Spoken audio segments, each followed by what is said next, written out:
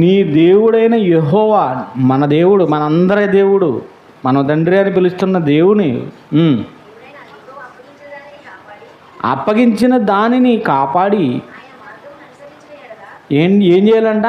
ఆయన మార్గం, మతం కాదు, ఆయన మార్గం, దేవుని మార్గం ఇరుకైనది. అందుకే ఏమన్నాడు?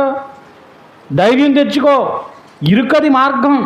దేవుని మార్గం ఏదో ఏదో పూలబాట కాదండి క్రైస్తవ్యం. ఎంత నీతిగా నువ్వు బ్రతకాలనుకుంటున్నావో, ఎంత సత్యంగా బ్రతకాలనుకుంటున్నావో, ఏదో చూడండి, పళ్ళు చెట్లకి పళ్ళు ఉన్న దాని మీద రాళ్ళు పడతాయి అన్నట్టు మనం ఫలిస్తున్నప్పుడు మన మీద రాళ్ళు వేస్తారు.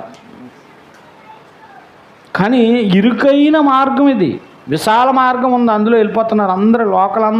లోకమంతా దేవుణ్ణి ఎరక అసత్యం వైపు వెళ్ళిపోతుంది. సత్యం ఎరిగిన వాళ్ళు కొంతమంది.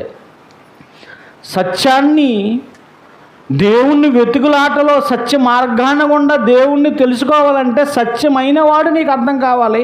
సత్యమైన వాడిని తెలుసుకుంటే సత్యవంతుడు నీకు అర్థమవుతాడు.